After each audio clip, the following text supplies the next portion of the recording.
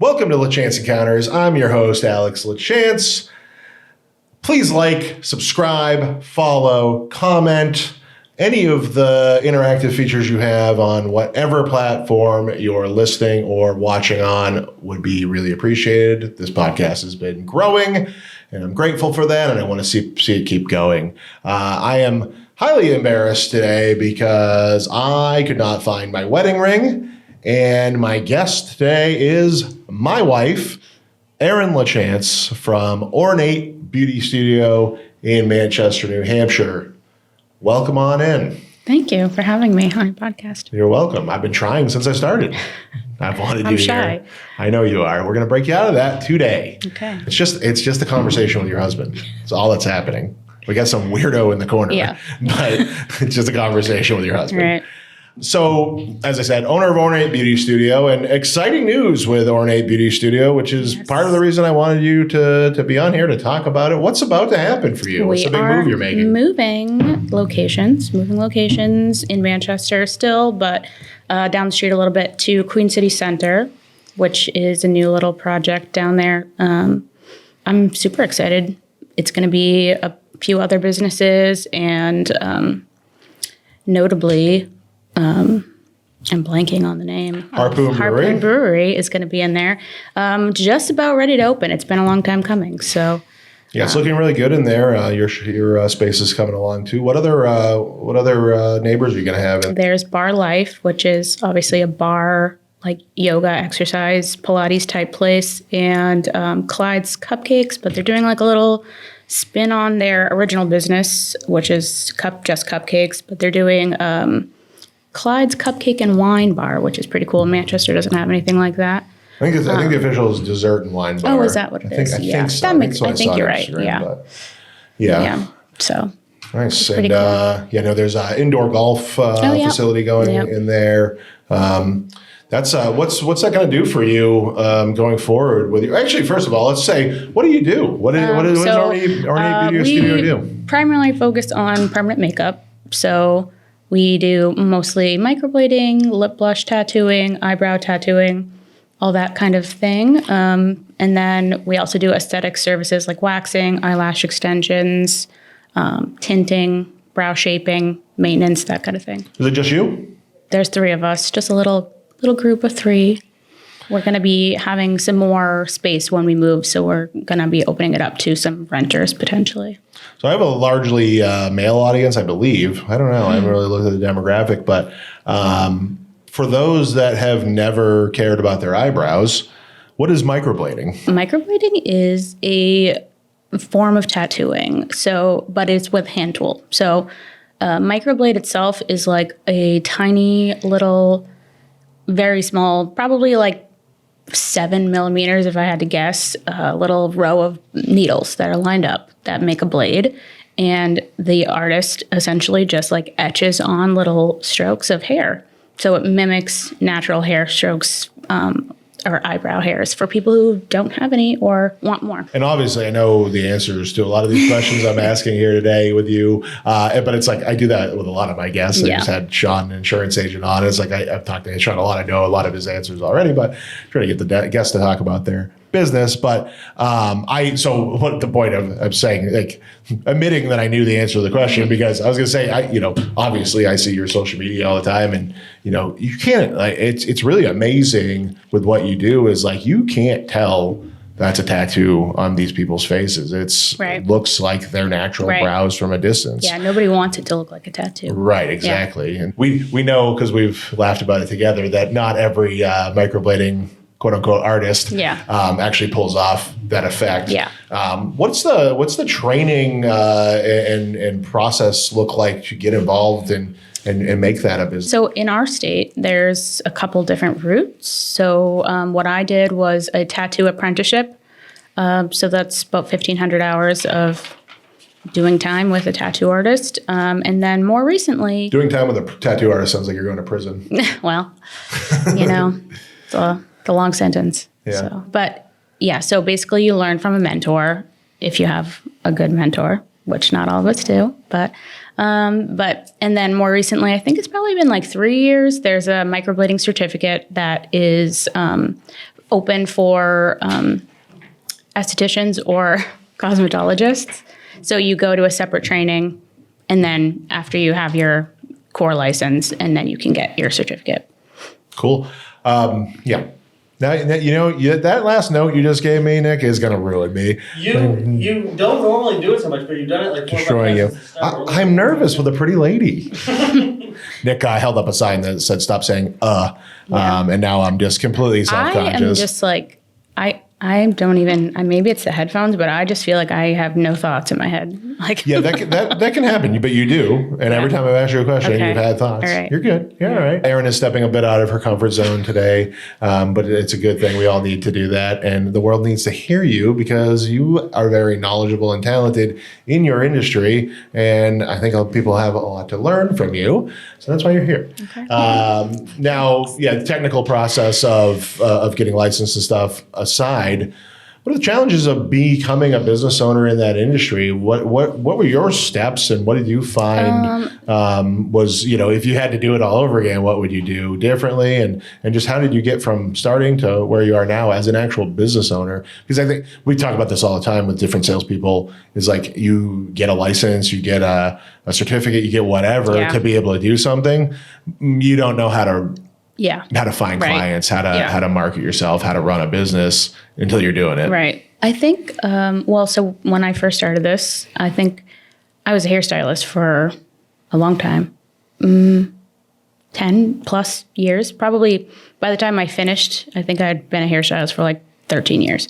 But they overlapped a little bit. When I first started, my friends, I did them in our basement, and I would have people over, let me practice on them. And I guess I was just really lucky that people trusted me already because, I am already in the beauty industry. So, that was helpful. But I don't know what I'm doing with business when I first started. And, I'm still learning. Everything that I do is a lesson in some fashion. So, of course, mistakes are still made, but I'm, just going through the motions. And when I first went out on my own after my apprenticeship, I just rented a room. I think just starting small and just doing what you can when you can do it. And then, just taking steps every day. It's like you're just kind of slowly pushing forward. And that's really what I'm still doing. And it's been a slow grow, but consistent. So you were when you started, you were in the management role at Supercuts, right? Yeah.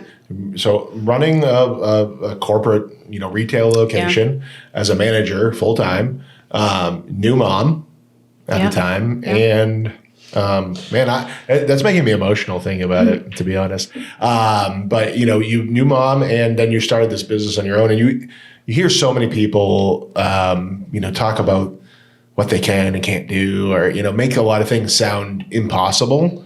And you're a person, to me, that's a great example of how you can, if you want something, you can go get it, and it's not going to be perfect. Mm-hmm. You might not make it to the heights of other people, but you can make a good life for yourself with some sacrifice. And you missed out on a lot of time with our daughter growing up. When she was very little to get what you wanted, but look where you are now. Yeah, that was kind of really the big catalyst was you had just started a new career and you were like living your best life, I felt like, and I was kind of jealous. Yeah. I was like, I don't even working on Saturday and Sunday and being, I never do that. I know, but it was like a choice, so I was like, what am I doing here? Yeah.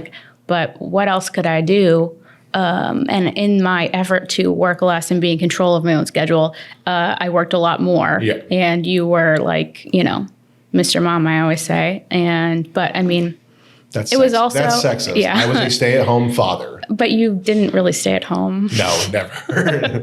You didn't stay at home. You just brought her out with you. Yeah, everywhere. But it worked very well for me. Yeah. But it's not like I was never home, but I did work 6 days a week for a year and a half, pretty much.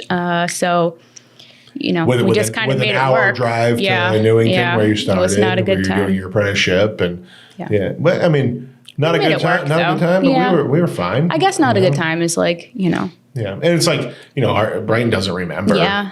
that you weren't around those years. So it's kind of, I mean, I was around. yeah, I go down. she was not neglected in her family, Right. but no, you were working a lot. Yeah. And we were making it work. And it's like, It was a sacrifice. yeah, but and mine was kind of accidental, as I've talked about a million times. But I had a mental breakdown in my job and quit on the spot and had to figure out what I was going to do with $1,000 in my bank account and a 3-month-old, and had to make a new thing work. It was completely accidental, but it was the thing that really allowed you, because I could take Brighton everywhere with me. I would have never been able to have that work otherwise. Had with my past career would I have been you able worked very to, long hours. Yeah, I would leave at 6 a.m, get home at 6 p.m. Not flexible a lot of days. at all. Yeah, and there was no leaving. Which is unfortunately a lot of men. That's the kind of status quo of their job is like priority over the woman's job. Especially when I did work as a hairstylist, that was, everybody that I knew, their partner was like, oh, I have to call out because so-and-so is priority, Yeah. I think a collective consciousness in society, we might be getting better at that. It's still not great. Yeah. But, I think we have a lot more men who are taking on larger parenting roles. We have a lot more women who are succeeding on higher levels. I talk to friends all the time that their wife is the breadwinner of the family. That's becoming more and more common. So hopefully we're shifting away from that. We are. Because you're 100% right. It's like I hear it all the time. On the opposite side of it, being in a male-dominated field in construction was, if somebody had to leave because of something with their kid, it was always, what about your wife? Yeah. What's your wife doing? Like, also working. Right. Yeah. It's unheard of that she might be doing something important as well. 10 years ago, if your boss was in their late 50s or whatever, I mean, they grew up in a time where women didn't work. That was just like, that is. Yeah, they're just like out having fun, doing their little work thing. Well, and let's say that also even a stay-at-home mom is working hard. Let's not forget that. Right. It's not. I wouldn't know, but. You work hard when you are home with our daughter. You do. You are a very attentive mother. I know. You know how hard it is. I don't think I would really. I mean, I take that back. I would stay home, but I definitely think it's definitely totally harder than going to work, I would assume. Well, I think what happens too is like a lot of, and this is like advice to the young men out there when you start your family, but a lot of men who do work and their wives are stay-at-home moms come home and they don't contribute. Yeah, they don't participate. Right? They go, well, that's your job. It's like, well, my job is every waking hour. Yours is only 8. Yeah, so when do they get to clock out? Can you help me out on that other 8 hours? Step it up and shame. Yeah, a parent is a parent. You're both parents. Yeah. I remember one time I was with my family doing something important. This was a long time ago when Brighton was a baby, and it was at like a hospital or something for a family member. They were not doing good, and everybody was like, "Oh, where's Brighton?" I'm like, with her father? Like, why would I bring her here? Like, and they were like, everybody was just like, oh my God, a man is watching his own child. Like that's the kind of family but that was commonplace. It's not just your family. I mean, I got it everywhere I went, like growing up. I mean, I'm like, she's with her dad? Yeah. I mean, it's not like my dad was a bad dad, but he worked. Right. My mom didn't. My dad worked a ton. It was, gonna be very rare for me to be with my father during the day. But when he wasn't working, he was, taking me places and stuff too. I don't remember a lot of one-on-one time early in life. He would travel for work quite a bit. He would do big jobs in New York City and Boston and stay away for those construction jobs. But yeah, it's definitely changing. I think where the millennials two working income. I mean, it just can't live. Changing. I just came out. It's well over $100,000 of income that you need to buy a median priced house in New Hampshire. Yeah. And when we talk median priced house, we're not just talking Hillsborough and Merrimack County and Rockingham County, like in the area we are now. You can go all the way up to Colebrook is still figured into those where things are much cheaper. Yeah. And it still works out to $100K. So to live around here, I mean, maybe it's 200, really scary for people. And you gotta, almost all families have to have two incomes, or somebody that's working a ridiculous amount, unless you just have that perfect great job, which is so few and far between for people. So yeah, you opened. We got a little off track there, but it was all good stuff. But you opened your small space, just you, and then it's kind of progressed. I am saying so much, Nick. I'm gonna kill you after this for bringing it up, because all I'm hearing is me saying but you started off in your small space, and and then how was it transition? So when I went by myself to my first space. I think I was there by myself for like a good 2 years, and I really loved working by myself, because coming from like the salon life with, managing like 13 people at once, it was really nice to just like turn the light off, and then I don't have to worry about anybody else, just me. And, the place is as I left it. And if I left it dirty, then that was my own problem.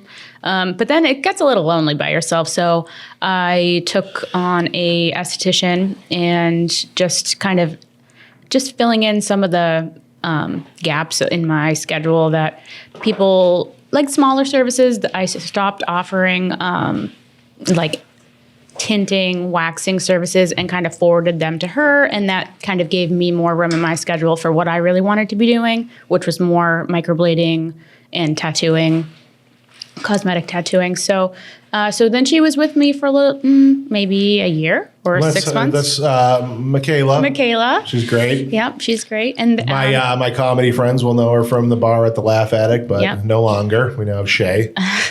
So, yes, she moved out of town. So, but she's great. She's still with me. And then we had Sarah join us, and she came to me already with her microblading certificate, and she's an esthetician also. So she did, I don't know, maybe 3-4 months of kind of training with me. Even though she was already licensed, she really wanted to, and that was kind of her coming and wanting to train with me. She was already working on her own, but, it is hard to get a clientele, and, she wanted to have more training. She went to her initial training and kind of felt a little lost, and she needed some guidance. And, she's been kind of my apprentice ever since, and she's now, doing great. She does amazing work. And, so it's been 3 years with both of those guys, and they're moving with me for the second time. Yeah, and are you going to be with the new space? Are you going to keep growing? Are you going to look to have a larger staff? So we're going to rent the rooms that we have. We'll have a couple of rooms available, and I'm going to rent those out, hopefully. And it'll be like just kind of a nice vibe. I'm hoping for just when you work in like cosmetology or aesthetics, you can do booth rental or like employees essentially, and if somebody rents a booth from you or a room, they have their own little mini business within your business, and they kind of do their own thing. And I think that's kind of a good in between growing your business and having more, just people and places just to kind of spread the word about your business. But I don't really need to do day-to-day managing of the people because, like I said before, I don't really enjoy, having that many people. I did live that life, and I'm not a micromanager. I just simply don't care what day you want to take off, anything like that. And that's just kind of how I do things with my peeps now. I don't really get too, involved with schedules or. I've also said, as talking about my mental breakdown, like the shit that you get from the bottom as a manager is actually terrible. Worse than the bosses above you. Is what you learn. Not fun for anybody. Because it's like, you can be pissed off at your boss when your boss treats you poorly. You can't really get pissed off at the people below you because you know what they're going through, right? Like you still have that. You have to almost be non-empathetic to be in a management role like that. Which is so not who I am. Corporate, you're one of the most caring people I know. It's so hard to like separate yourself in that situation. Yeah, right. You're spending every day with these people. Right. You're really you worked alongside them before you were and really I was doing their same job plus my job. Right. So it's Yeah. like, I understand what, Right. everybody has to say. And then your boss comes in once a month and is like, Yeah. me, you know, You and have you're to like, do this way and enforce the yeah, status quo. yeah. And it's like, that's not for me. Like my job before. And actually there was something you brought up earlier about Bright was with her father while you went to the hospital or whatever it was. Like my job before, it was early on in our relationship, but we were pretty serious. I think we were engaged already. Mm-hmm. We were living together from pretty much day one. Don't tell God.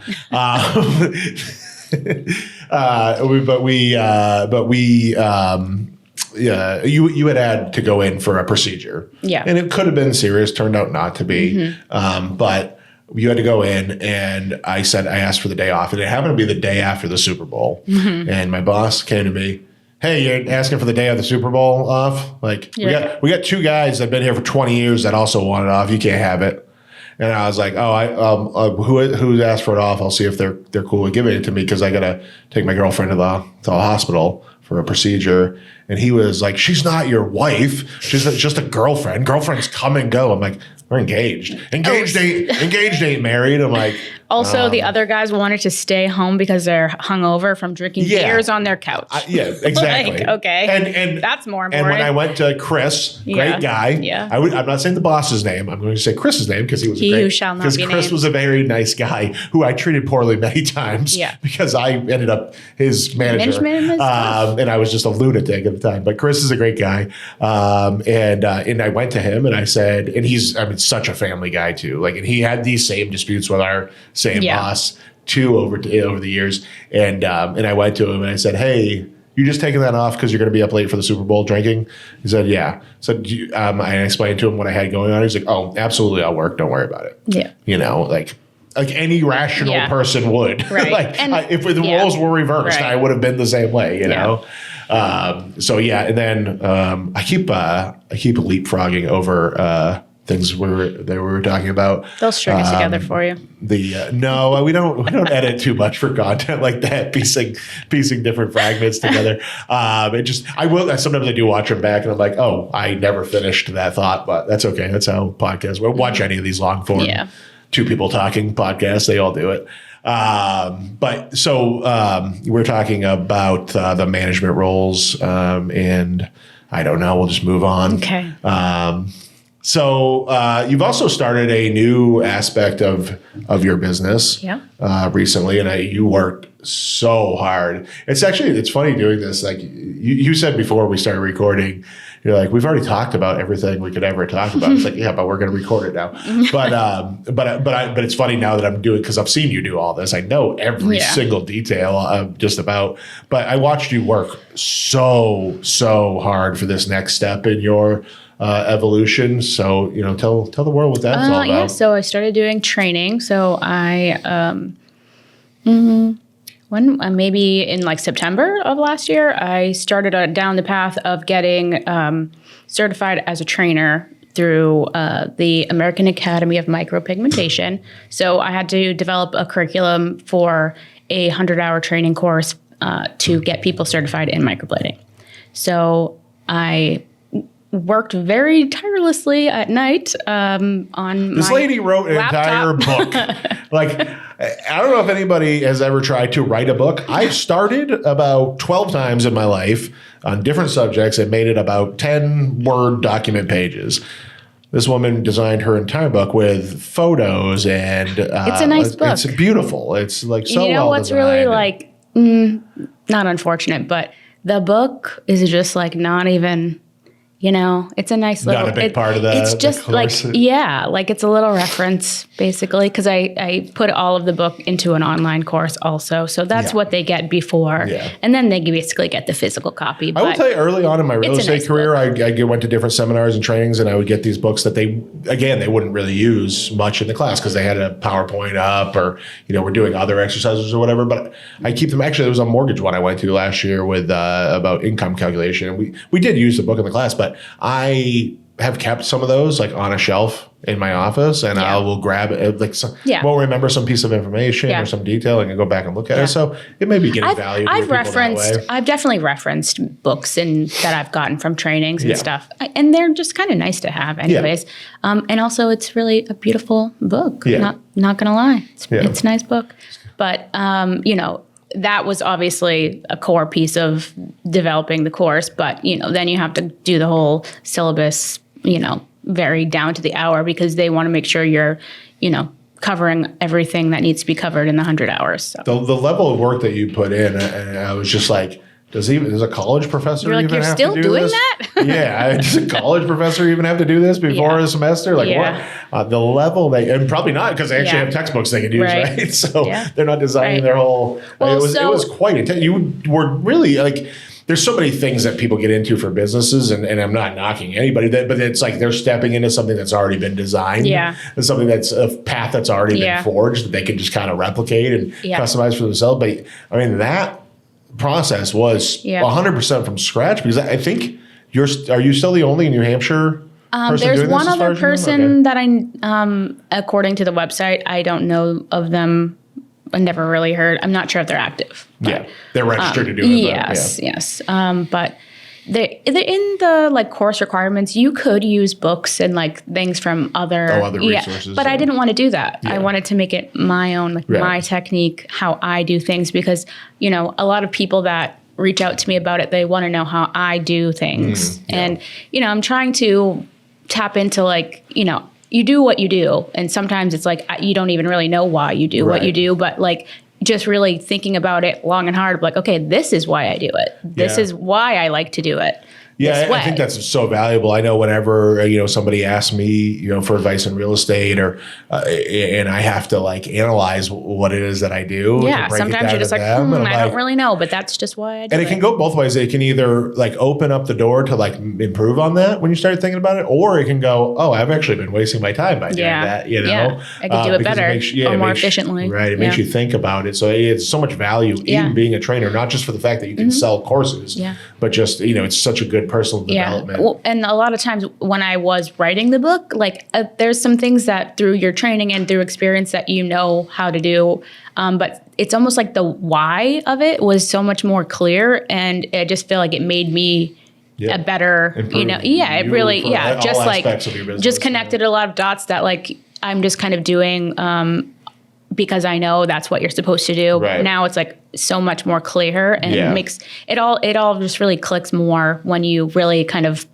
build it up and put it down on paper. Yeah. So did you find that there is things in kind of the conventional wisdom, the way you were trained and taught, and things you've heard other people say that you've now gotten to the point where that's not are you because I've hit this point in real estate where I've started thinking way differently than the industry, where the industry status quo in a lot of ways, where I'm maybe this old way of doing things isn't maybe that's not the best thing for me, not the best thing for the consumer, not the best thing for the market.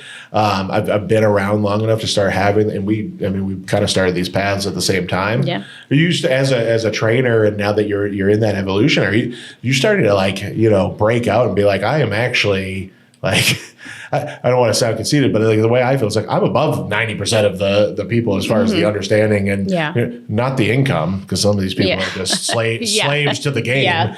But I feel most of the industry that I've kind of, in my thinking level, kind of moved, a little past a lot of people. Are you starting to feel that way? And did the developing the course feel that way, that you were I'm forging my own path, and I'm influencing the Not so industry? Much that I don't really feel I'm forging my own path, but I kind of feel I definitely have imposter syndrome a lot. Yeah. So I'd say in the last 3 months, I finally started to figure out how to strip that away. So that still is, always on your shoulder. But that I feel has lessened a little bit for me, because I'm okay, I can do hard things, and I am capable of, doing things that these other people that I look up to or aspire to be are doing. But I just try not to compare myself as much, Comparison is the thief of joy. I'm not a big cliche guy, but that's a true one. It's true. Yeah. And then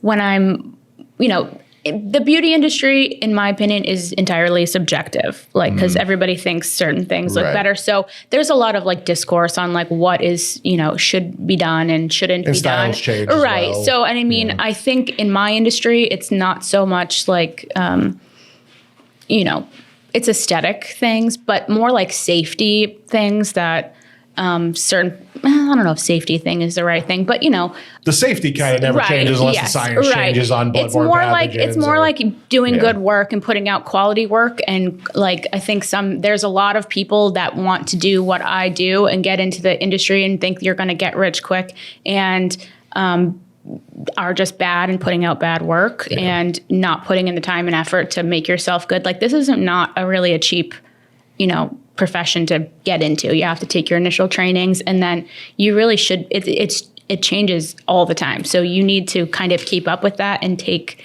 continuing education and kind of take it seriously. There's stories you've told me and like examples you pointed out where I feel like people are taking it like so lackadaisical. Like it's a tattoo on somebody's face. Yeah. Let's like break it down. Right. I mean, you talked about face tattoos 20 years ago. That was a psychopath. Right. Like, right? Yeah, like that right. was not a norm. Right. Like now I have a bunch of friends that have face Yeah. tattoos. It's not Kind of. artistic, ornate, Right. face tattoos, not what you do. But yeah, it's such a, and you're doing a tattoo on their face next to their eye. Yeah. Like take that freaking seriously. I'm Right. going to say that about housing Yeah. all the time too. It's like that. Right. Housing's important. If you're not taking that job seriously, you're an asshole. And if you're stabbing somebody in the face with a needle and you're not taking that Right. seriously, you're an asshole. Right. Well, and that's a thing that I'm trying to convey to my students that I have now. It's like, you will need to continue your journey with this. This is your basics, and you have to hone in on it because it's important to, you're working on a person. This is their face. So, and, with that being said, everyone has to start somewhere. Yeah. So, you're not going to be A1 on the first try. Right. It's just not going to happen. So, but you have to keep But going. you as a trainer, you're going to more training. Yeah. You booked a trip to go to have more training. Yeah. And improve all the time. And we all need to do that. You'll just stagnate, Right. And It's so good to be around other people. And especially this is kind of a small industry in this state. Yeah. There's not a ton of people that do it. And it's a small industry. So it's really good to be around other people that do what you do and just like get new, just kind of bounce ideas and like just hear what they have to say. And I think it's really important. Right. You talked about the loneliness earlier about when you started, it was just you. And that's like all entrepreneurial journeys get lonely. They get like the further you go with something, the fewer people right. relate And to you. exactly. You don't like really. Fewer, I have conversations with people that I'm like, I don't even. Yeah. Your life is on a level I don't. Like Right. I have no clue what that's like anymore. It's Yeah. and I'm not saying like I'm some meteoric like rise to success guy. Yeah. Like I'm still pretty average, but it's like the way my day-to-day life is not the same as the average person, and it gets more and more of that every day. Yeah. My all my promotion is all social media, and I've dived so heavy into that. It's like the average person does not want to talk about TikTok stats. Yeah.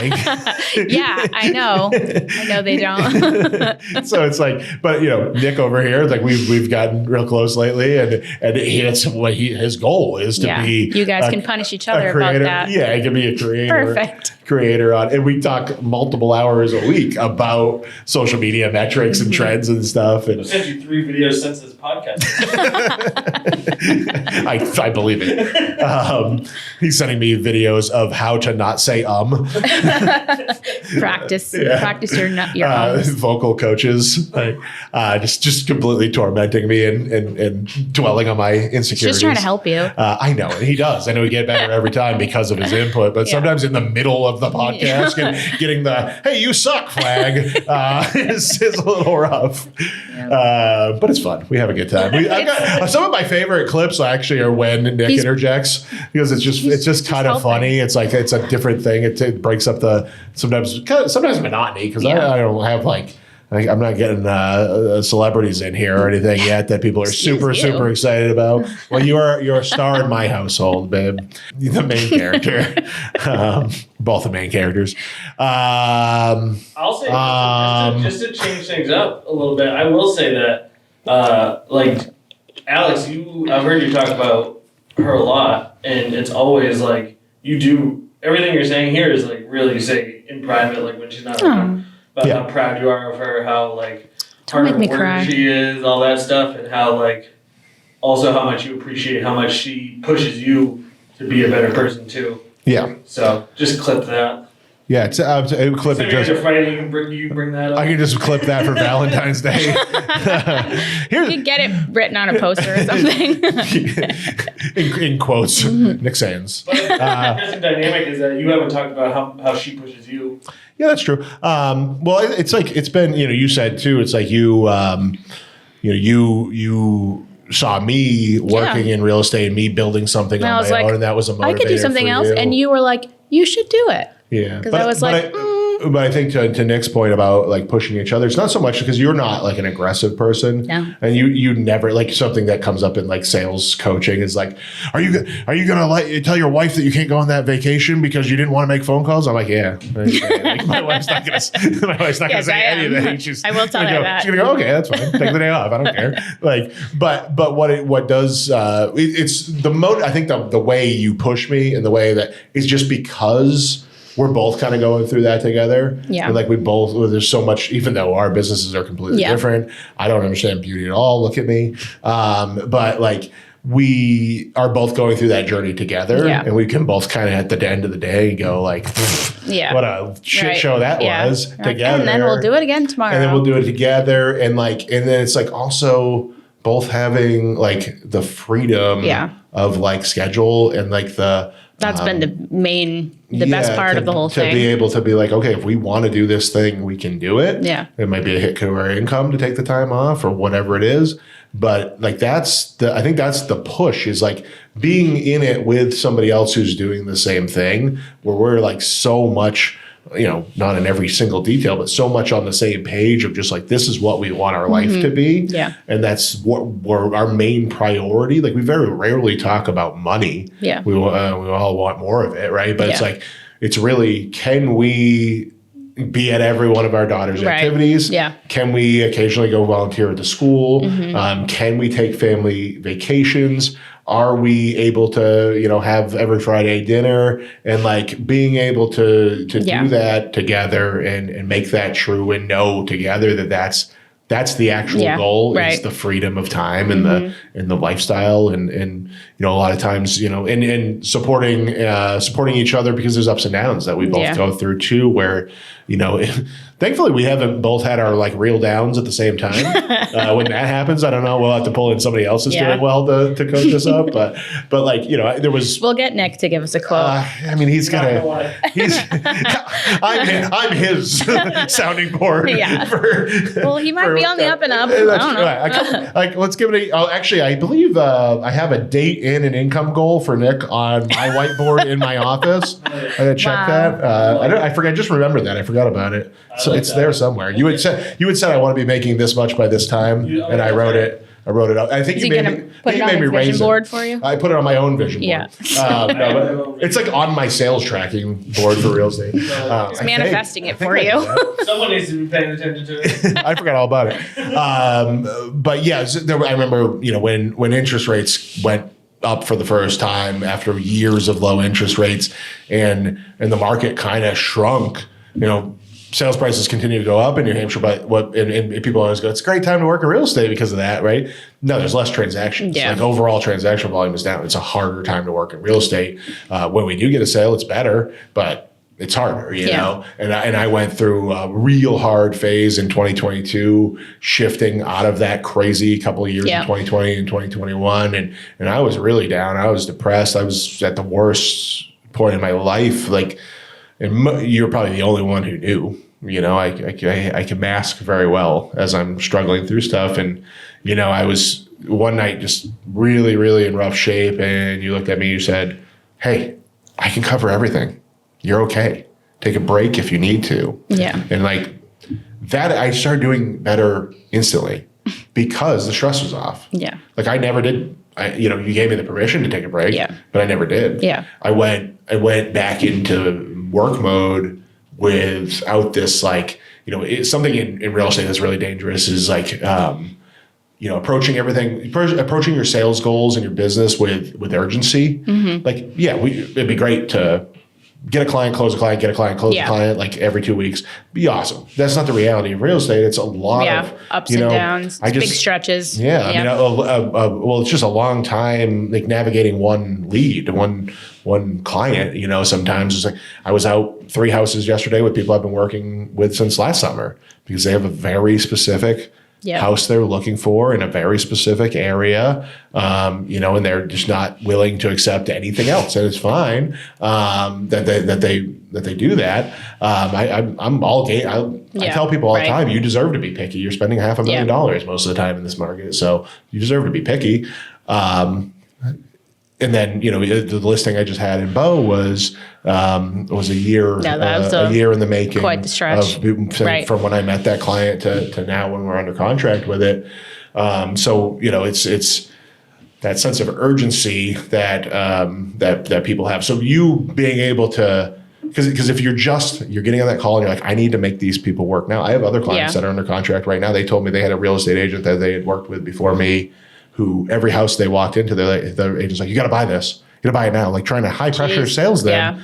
As a buyer's agent, that's not your job. Right. Your job is to represent them and help them get what they want. You're not selling them on a house. Once you're their buyer agent, your sales job's done. You already sold them on using you. Right. And a lot of agents forget that. They're still trying to sell the house to people. That's not your role. Yeah. You're That's like, okay, you look kind of desperate. Yeah.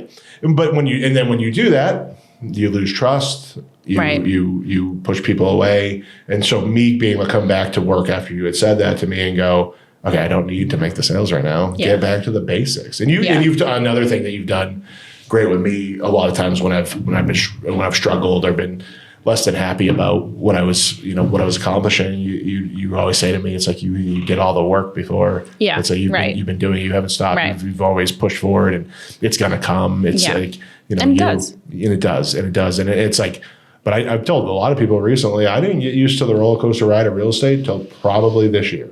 Yeah. Earlier this year, where I finally said, I'm slow, it's fine. Doesn't matter. Oh, cool. I'll use that. Yeah. I'll use that time to build other things. I'll get this podcast system down so that it's, it doesn't consume my whole life. And now that I'm busy again, it is hard to do this again. Well, it's not, it's not easy for like any industry that is determined with sales, sales really is everything in business. Yeah. Well, I didn't really mean like sales. I mean like your commission or, you don't have a base pay in any way. So basically any form of self-employment. Right. It's really not. Or if your income's 100% commission based. It's really, you just put a lot of pressure on yourself. And then when everything's great for so long, you're just used to that. And then you're like, oh, what did I do? Yeah. But really it's just, and we've all experienced that. And when I first started doing what I did, it was kind of not really that many people around. So I was really busy for a long time. I was booked out like 6 months, which sounds outrageous now, because I think probably for like a year, I've been about 2 months booked, which is still great. But it took a long time for me to get used to that being normal. Yeah. So I know you really it hit me pretty hard. Yeah. So, but you have to go through it and then realize like, hey, I'm actually fine still, Yeah. So. But it's like that thing when you have a job, you're like this paycheck continues forever as long as I do this job. Right. For you and for us, it's like you're looking at that 2 month schedule. You don't know if there's a paycheck after that. If nobody books, if you're scheduled out through July and nobody books for August, it's over. That's the reality you live in as a business owner all the time. Right. But you can't let that take over or else you're going to be. No, you can't. Yeah. You can't. You just got to trust that you've done the process before. And that, even if the world changes, even if things go it's hard too with like the political climate being so, Yeah, I mean, people are. But you have to just kind of like block that out. Well, you do a luxury service, right? And people are afraid to spend their money right now with a lot of what's going on.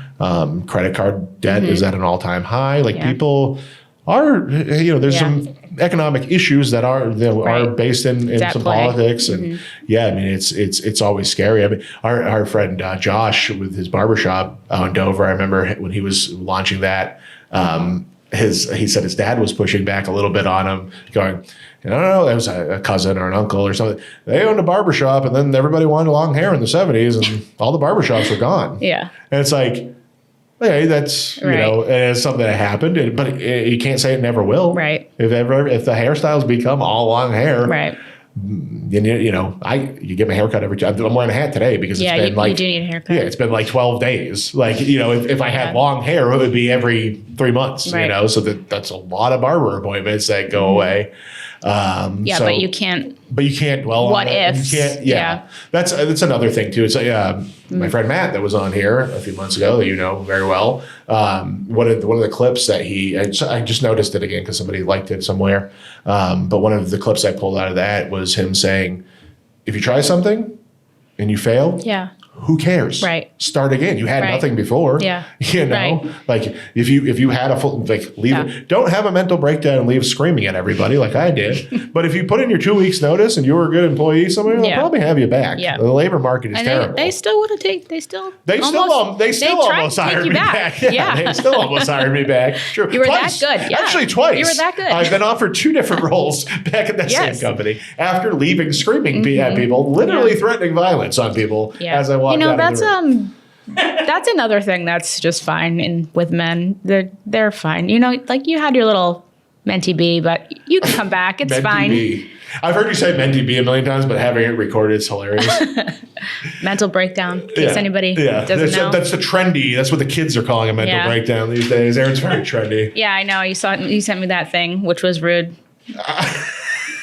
Why was it rude? It was just funny. Because it says, the last thing says, you're old. The last thing was not related to you, but the 3 slides before, what was it? I forget what it was. I don't know. It was just basically it was making fun of our age, keeping up with the kids' lingo. Yeah. Like my wife does. She slays. It gives all these things that she keeps up with. Sorry. I don't know. It's cool. I like having a young hot wife. That's fine by me. Young.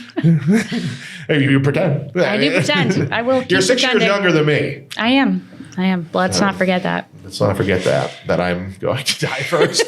Is that what we're not I am young still. Younger than you. You are. You will always be younger than me. I will keep up with You will always be younger than me. the trends.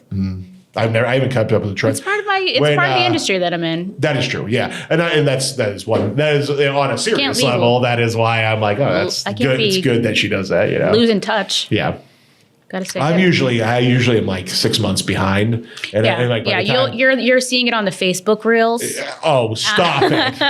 I'm on Instagram. Oh, so I'm so sorry, I forgot. I may not be the same TikTok cutting edge like you. They're the same company.